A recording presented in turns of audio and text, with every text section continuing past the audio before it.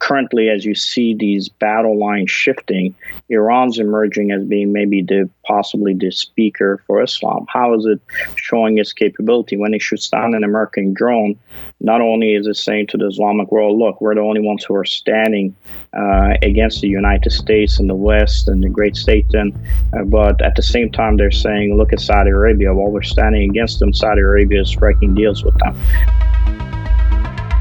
This is the Hot Zone. Engaging with the news in a whole new way, international war correspondent Chuck Holton brings insight into areas of crisis and lets you help those affected. On today's show, we're going to be talking a lot about what's going on in the Middle East, and that includes Syria, Iraq, and Iran. We've been talking about the challenges that are being faced in northwestern Syria right now, in Idlib and Hama and that area, with the Free Syrian Army being fought against or bombed by the Syrian government and the Russians, and it's the civilians who suffer there. We're going to talk a little bit more about that here in a moment. But first, I want to bring in LtCol Sargis Sangari. He's the CEO of the Near East Center for Strategic Engagement and the founder of the United Assyrian Appeal.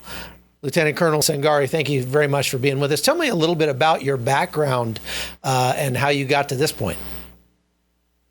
It's good to be here. Well, I was born in Iran. We immigrated to the United States when the Iranian Revolution began.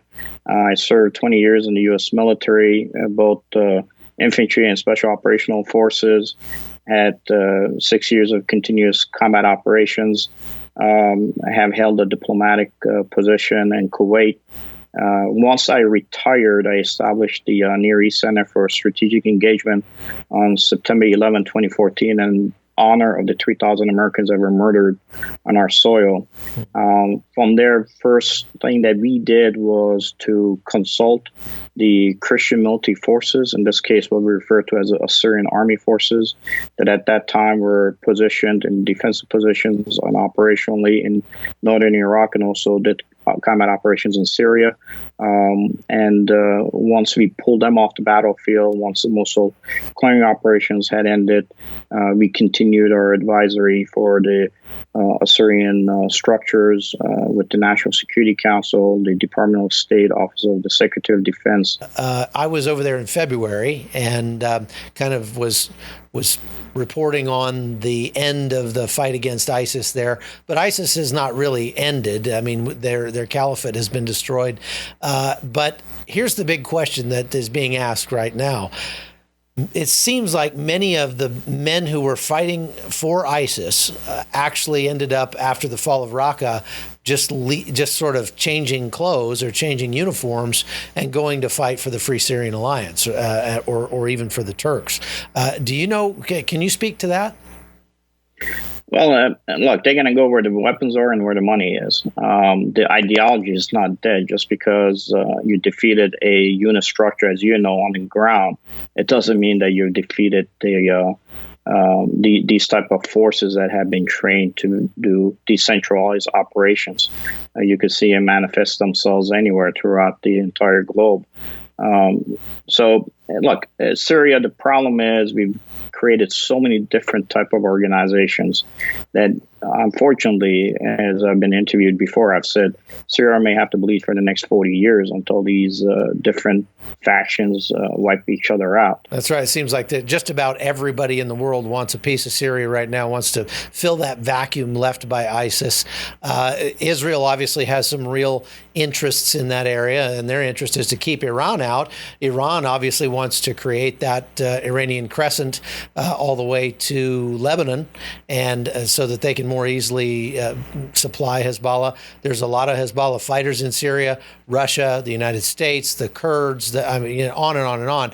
All the different PMUs, many of whom fought in Iraq and are still there in Iraq. Tell me about the now. Explain this to me. This is something that I've always kind of wondered about. When a couple trips ago, when I was in Iraq during the fight for Mosul, we ran into a provisional military unit that was flying we were told when they rolled up, don't take any pictures, don't film these guys, they will flat kill you. And we were told they were being commanded by Iranian Revolutionary Guard Corps commander, and they're very, very bad dudes from what we were told. However, I happened to get talking to a few of the guys. Amazingly, one of them spoke English. He was from Boston. And he said, no, we're Assyrian Christians. He said, we've got Muslims here too, but we've got a lot of Assyrian Christians. We're fighting for our homeland. How did that work? How did they have Assyrian Christians mixed in with these very bad dudes in this Hashishabi? Well, the problem is that look, we had a force structure on the ground. The Assyrian army was conducting operations both in Syria and Iraq. However, the State Department and the rest of the U.S. apparatus was trying to push for some kind of force structure for the Christians. So the only thing they were able to come up with was a protection unit style force, which is in this case referring to the men and women of the Nimba Protection Unit. Unfortunately, what they did was they gave them only two options for Assyrian Christians under the previous administration. When we went to the State Department, they said, look, you have to either take all the forces that are out there, you have to put them either under this particular security structure at that time, which was being controlled by al-Hashishabi, Iranian aligned militias, which were the old Quds force that you and me probably fought against in Iraq, or you have to go to join the Kurds, which was neither a victory for the Assyrian Christians, because the Kurds and the Iraqi Arabs are both fighting over the piece of terrain. In this case, we call it Assyrian Nimba Plain, which is a historical homeland of the Assyrian Christians. However, certain segments of the Assyrian community took that option, which took our boys and placed them under the control of Hashishabi. We refused to take that stand. So when the Mosul clearing operations ended, we pulled the Assyrian army off the battlefield. We could always bring it back, constitute it again, take the boys of the MPU, take the boys that we have that are serving under the Peshmerga force structure and put them into one large Assyrian army force structure. But that is a decision that has to be made through U.S. systems, which currently are not established to want to support that. Well, let's talk about the Nineveh Plains Council. This is a group of Orthodox and Assyrian Christians, that are saying they would like to push for their own semi-autonomous region, almost like Kurdistan, in the Nineveh Plain. So to have an enclave for Christians to go and to live safely in Iraq. What's your opinion on that and the chances of that ever actually happening? Well, it doesn't even need to be a safe haven. You could just make it another province, basically, because really that's pretty much what the structure of the KRG at that time was, and currently referred to as the Iraqi Kurdish North, where you had provinces, and these provinces put together became a governmental structure. The Assyrian Christians do have their right historically to be able to have the Nimba Plain as a province, which allows them by the Iraqi constitution to have self-governance for themselves, so they can elect their leadership rather than have either the Kurdish North come down and tell them who they need to elect, or have Baghdad pretty much say how your force structures are. The only thing that would save the Assyrian Christians, in this case, when I say Assyrian Christians, I'm putting all the religious denominations that are within that region under one collective.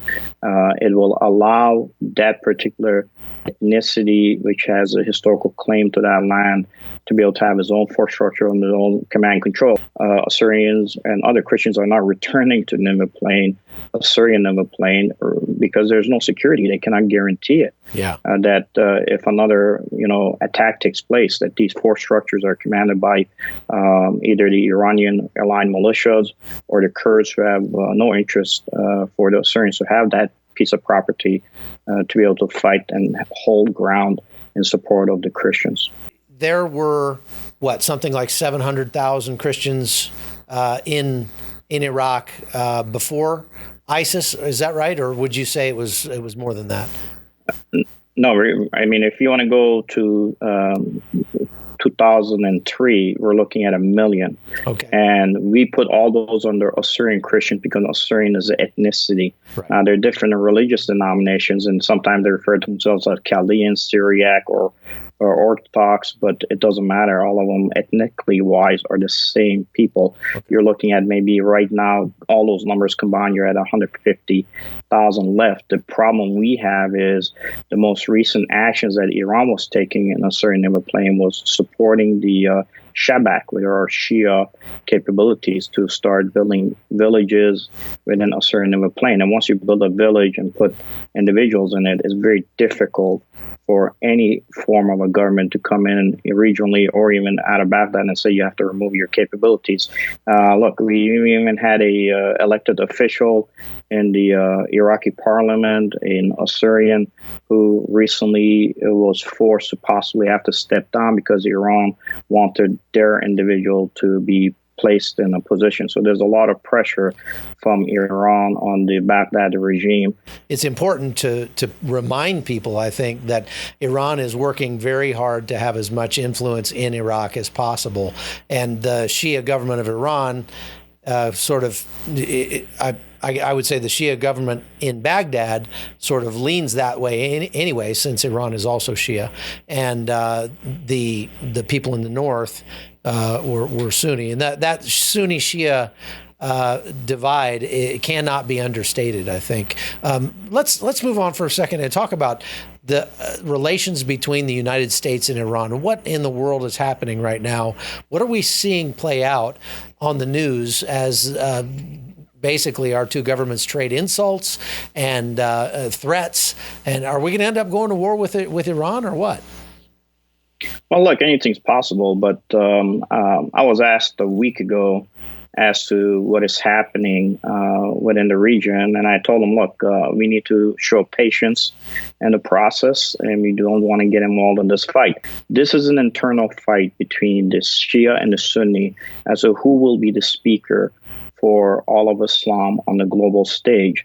Now, initially, Turkey was jockeying to be the global leader for Islam itself, being the Erdogan saw himself as being the next Sultan of Islam. Iran was jockeying to be the representative of all of Islam, specifically the Shia Islam. And Saudi Arabia saw itself as being the leader of all Sunni Islam, Wahhabist type of ideology. Currently, as you see these battle lines shifting, Iran's emerging as being maybe possibly the speaker for Islam. How is it showing its capability? When it shoots down an American drone, not only is it saying to the Islamic world, look, we're the only ones who are standing against the United States and the West and the great Satan, but at the same time, they're saying, look at Saudi Arabia. While we're standing against them, Saudi Arabia is striking deals with them, to include deals with Israel on security matters. So it's marginalizing Saudi Arabia. Erdogan, who taught himself to be the next speaker for the entire Islamic world, just lost very significant election in Turkey, where his party actually got a minority of the vote from the previous election. So it seems like his sultanic aspirations are done. Now, for us, when we're advising the National Security Council, and we've done this multiple times, we've said, show patience. And I think under the current administration, you see the current POTUS taking steps that are really targeting the hardliners themselves within Iran and allowing this process to kind of play out. So once it does play out, if we do show patience, do you think that some of these problems will sort of resolve themselves between Turkey and Saudi Arabia and Iran? Well, they're always going to be there, but I think they're showing there's chinks in this armor. Now, Iran will always be there because geographically where it sits, it has a much more of a broader capability. Look, Alexander the Great burned Iran from one end of it to another. Greece is nowhere on the international level where Iran is today.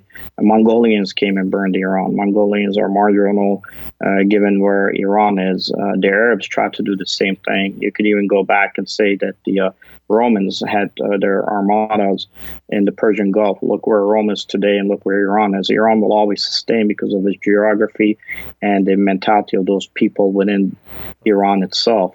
However, go ahead. Well, I imagine that it would take approximately 30 seconds for us to sink Iran's entire navy. Yes, it would. And so the question is, what would their capabilities be if we were to strike them militarily? No, it's not that. They know they're going to lose in a battle. Look, the Iranian hardliners have always wanted to fight against the United States ever since the Islamic Revolution. Just for so even if the victory. That's it. Even if you go to war with them for 1 hour, they win. Yeah. We may not understand that they won, but they win within the context of what I just described in this global fight of who's going to win the hearts and minds of the Muslim world. And that's what they're trying to do. I think the president targeting sanction-wise against the leadership of Iran, in this case the hardliners, is really allowing the process to work itself out. How is he allowing that to happen? Let's take it as an example. When he puts the new sanctions against the hardliners, basically saying, I'm going after your assets. Now, the Iranian people who are starving today, who know that all the power sits in the hardliners' hands, first questions from there is going to be, hey, wait a minute, how is it possible that you are an individual who says that U.S. and the West are the evil that Islam has to fight against, but you have assets that you have built in Europe and in other places, possibly to include the United States. So, and that's our money that we gave you, and you're using it there. So this is a way for the president to really break this narrative that Iran is, lead for Islam within the region. Iran, Saudi, Turkey, all of them have to eventually come to bear that this fight that they're having cannot be fought on the global scale. And with hopefully the moderates, for the better term, winning within the region, within Iran, maybe we could get to a point where we can have an agreement struck with them on the nuclear issue. Let's pray that happens. Well, thank you very much, Colonel Sangari. I really appreciate this. Folks, we're getting to hear from a preeminent expert in the field and in that region. So I really appreciate you coming on the show. It's very useful and helpful for our viewers. So we pray God's blessing on your work, and we hope that we'll have you on again sometime. Thank you again. No, thank you again. Anytime, and I want to thank you for your service. It isn't easy being a Ranger, but the Rangers lead the way. And, you're doing yeoman's work for the nation. Much appreciated. All right. The Hot Zone is produced by Amy Holton and Livefire Media. Copyright 2019.